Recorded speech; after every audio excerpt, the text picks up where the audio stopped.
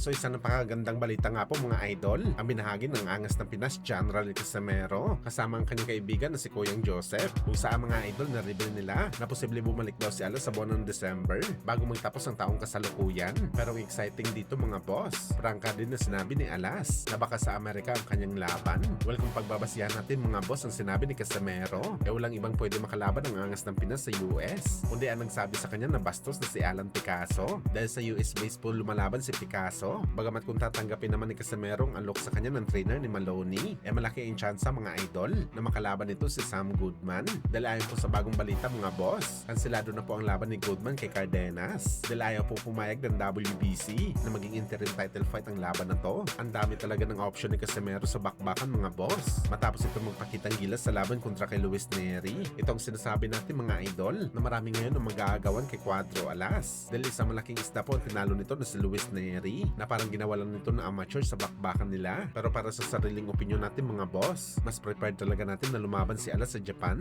Ang dami kasi magagandang laban dito para kay Alas. Paldo pa ito sa kita. Narito pa ang dalawa sa pinakamalaking money fighter sa lower class, si Naoya Inoue at Junto Nakatani. At higit sa lahat mga boss, undefeated record pa talaga si Casimero sa bansang Japan.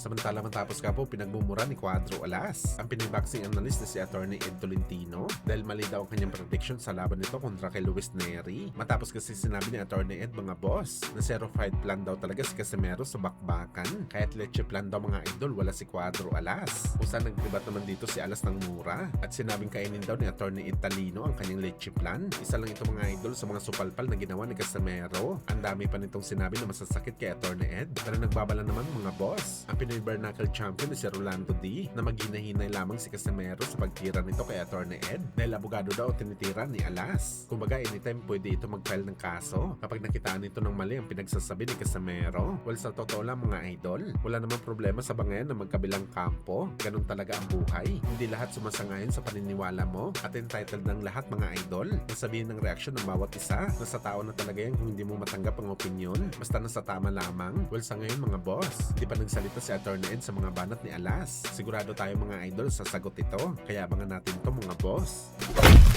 Sa kabilang banda naman mga idol, Gervonta Tank Davis tumakas sa Amerika matapos malaman na isa-serve na ang bagong warrant nito sa kanyang kaso. Natiktikan daw ni Tank Davis na arestuhin siya ng mga pulis. Kaya bago mangyari ito mga idol, sumakay daw ito sa private jet at tumakas sa Amerika bago pa siya arestuhin ng mga pulis. Wala pang report mga boss kung saan pumunta si Tank Davis, pero sa ngayon wala na ito sa US at tila ayaw na talaga bumalik ni Davis Boy at lumaban pa sa pro boxing ulit.